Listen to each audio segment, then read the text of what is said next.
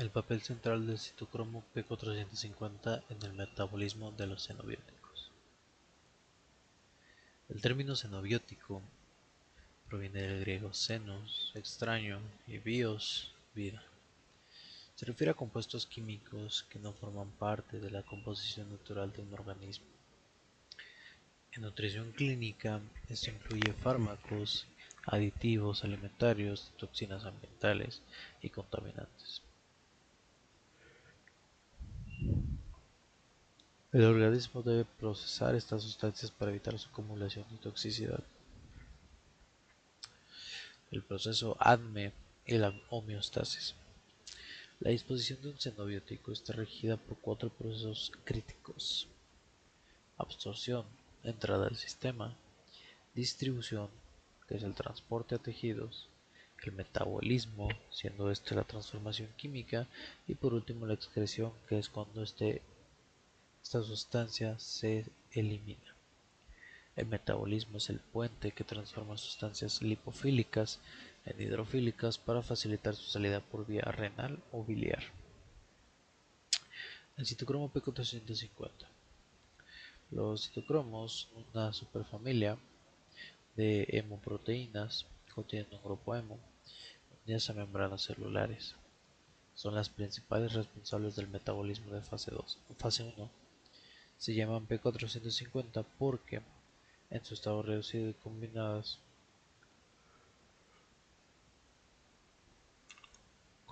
con monóxido de carbono, presentan un pico de absorción de luz máximo a 450 nanómetros. Localización celular y tisular. Aunque se encuentra en casi todos los tejidos, la mayor concentración de citocromo está en el hígado, especialmente en el retículo endoplasmático liso de los hepatocitos, en la fracción microsomal. También tiene una presencia crucial en el epitelio intestinal, lo que contribuye al efecto de primer paso, que reduce la biodisponibilidad de nutrientes y fármacos. El metabolismo. El objetivo principal del metabolismo mediado por citocromo es la desintoxicación. Al introducir grupos funcionales polares, las enzimas aumentan la solubilidad en agua de la molécula original. Sin embargo, este proceso también puede llevar a la bioactivación, donde un compuesto inofensivo se convierte en un metabolito tóxico o cancerígeno. Evolución y biotransformación. Las enzimas del citocromo han evolucionado durante millones de años, probablemente como respuesta a la necesidad de los animales de procesar toxinas presentes en las plantas de su dieta. Esta coevolución animal-planta ha generado la enorme diversidad genética que observamos hoy en la capacidad metabólica humana. La nomenclatura sistemática de los citocromos. La clasificación se basa en la homología de la secuencia de aminoácidos. El nombre comienza con citocromo, seguido de un número árabe para la familia. Ejemplo, CIP1, 40% homología. Una letra mayúscula para la subfamilia. Ejemplo, CIPIA, el mayor al 55% homología. Y el número final para el gen específico. Ejemplo, CIP citocromo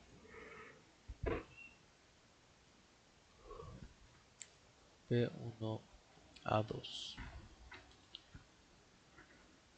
Diversidad genética en humanos.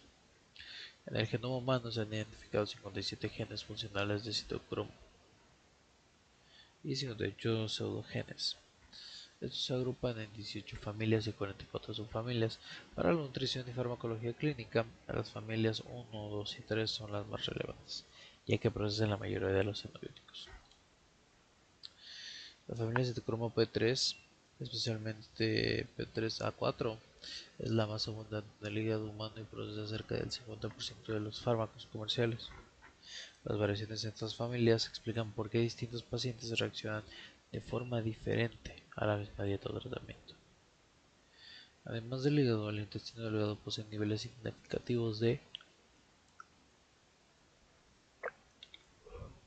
citocromo P3A4.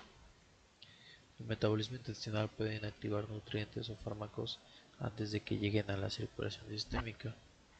El riñón y los pulmones también poseen isoformas específicas para la protección local. La reacción monooxígenas. La reacción química general que catalizan es grupo RH, O2, poder reductor y iones de hidrógeno. Nos da un ROH, agua y poder oxidante. Aquí un átomo de oxígeno se incorpora al sustrato formando un alcohol u otro grupo polar y el otro átomo de oxígeno se reduce para formar agua. Importancia del grupo hemo. El hierro en el centro del grupo hemo es el que permite la transferencia de electrones. El estado de oxidación del hierro cambia durante el ciclo catalítico, permitiendo la activación de oxígeno molecular, una de las reacciones más difíciles de lograr en la química orgánica. El ciclo involucra varios pasos: la unión del sustrato, reducción del hierro por la enzima NADPH citocromo P450 reductasa, la unión del oxígeno y finalmente la liberación del producto metabolizado. Es un proceso altamente coordinado que requiere energía metabólica en forma de poder reductor. Aunque la hidroxilación es común, los citocromos P también catalizan desalquilaciones, quitar grupos metilo, epoxidaciones, formar anillos de oxígeno y desaminaciones. Todas estas reacciones exponen o añaden parches,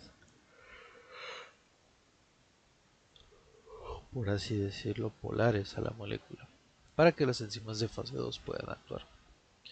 No todas las reacciones del citocromo P son perfectas. A veces en el ciclo se desacopla, liberando especies reactivas de oxígeno, como el radical superóxido. En lugar de metabolizar el sustrato, este contribuye al estrés oxidante celular y es un factor clave en la hepatotoxicidad inducida por xenobióticos.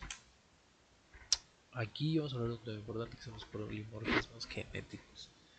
Un polimorfismo es una variación en la secuencia de DNA que ocurre en al menos el 1% de la población.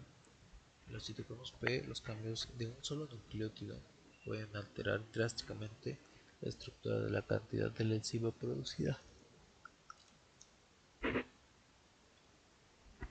Fenotipos metabólicos.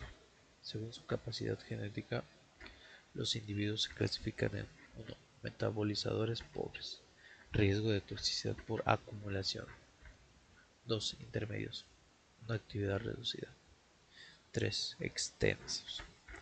Son aquellos que tienen una actividad normal o el promedio. Y 4. Ultra rápidos. Ellos tienen riesgo de falta de efecto terapéutico o bioactivación acelerada. Todos estos se clasifican debido a la capacidad que tienen sus enzimas o su metabolismo para procesar los tóxicos.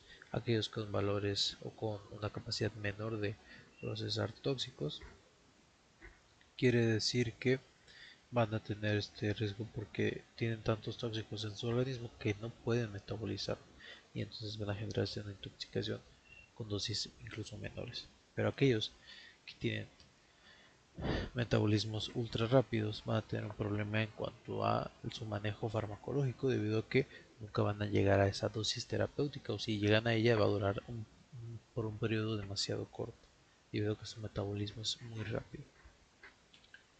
El citocromo P2D6 es el ejemplo clásico del polimorfismo. Aunque solo representa el 2% del total del citocromo P hepático, metaboliza el 25% de los fármacos. Hay poblaciones con múltiples copias del gen ultra rápidos y otras con genes no funcionales, o sea, pobres, lo que hace que la dosificación estándar sea peligrosa. Ahora, los factores fisiológicos. Los neonatos tienen niveles muy bajos de citocromo P, lo que los hace extremadamente vulnerables a las toxinas. En la vejez, el flujo sanguíneo hepático disminuye, reduciendo la eficiencia metabólica. Asimismo, las hormonas sexuales influyen en la expresión de ciertas isoformas. Por ejemplo, el citocromo P3A4 suele ser más activa en las mujeres. Inducción enzimática. Algunos xenobióticos actúan como inductores, aumentando la síntesis de enzimas citocromo P. Esto acelera el metabolismo de otros compuestos. Un ejemplo común es el humo del tabaco. que induce citocromo P y A2, obligando a aumentar las dosis de ciertos medicamentos en fumadores. Otro punto importante es la inhibición enzimática y la toxicidad. La inhibición ocurre cuando un componente bloquea la actividad de la enzima. Es un proceso rápido y peligroso, porque detiene la desintoxicación de otras sustancias, elevando sus niveles en sangre a rangos tóxicos. Puede ser competitiva o irreversible. Además de esto, tenemos la interacción de la toronja y el medicamento. La toronja contiene furanocumarinas que inhiben irreversiblemente la citocromo P3A4 en el intestino. Al comer toronja, fármacos que normalmente se metabolizan ahí pasan directamente a la sangre en cantidades excesivas, pudiendo causar una sobredosis accidental. Interacciones nutrientes-xenobiótico. Dietas ricas en proteínas pueden aumentar la actividad de los citocromos P, mientras que dietas bajas en proteínas o el ayuno prolongado la disminuyen. Vitaminas como la B2, B3 y minerales como el hierro y el cobre son cofactores esenciales. Su deficiencia compromete toda la fase 1 del metabolismo. El impacto de la inflamación en el metabolismo. Durante infecciones o enfermedades crónicas, el cuerpo libera citocinas inflamatorias como la interleucina 1, interleucina 6, factor de necrosis tumoral alfa. Estas señales actúan sobre el hígado, reduciendo la expresión de casi todos los genes del citocromo P. Un paciente con inflamación sistémica tiene una capacidad metabólica reducida. El factor de transcripción NF-kappa-beta, activado por la inflamación, interfiere directamente con los receptores nucleares, que normalmente encienden la producción del citocromo P.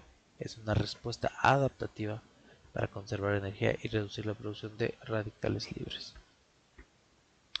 Enfermedades y el citocromo P. La cirrosis, la hepatitis y el hígado graso no alcohólico destruyen el parénquima hepático o alteran su arquitectura. Esto no solo reduce la masa enzimática, sino que altera el flujo sanguíneo, impidiendo que los xenobióticos lleguen a las enzimas restantes. Ciertos citocromos P, como la citocromo P y AI, bioactivan hidrocarburos aromáticos del ambiente o de alimentos quemados en procarcinógenos. Por otro lado, la sobreexpresión del citocromo P en tumores puede hacer que las células cancerosas metabolicen y destruyan los fármacos de la quimioterapia antes de que actúen. Hablemos de un ejemplo clínico por excelencia, que es la toxicidad por el paracetamol. En dosis normales se metaboliza por fase 2. En la sobredosis, las vías de fase 2 se saturan y el citocromo P12E1 entra en acción, bioactivándolo en un metabolito altamente reactivo que causa necrosis hepática fulminante si no hay suficiente glutatión. Y en conclusión, el citocromo P450 es el eje central de la defensa química del cuerpo. Para el profesional de la nutrición, conocer estas enzimas es fundamental para entender la biodisponibilidad de nutrientes, manejar interacciones fármaco-alimento y comprender cómo la enfermedad altera la respuesta metabólica del paciente.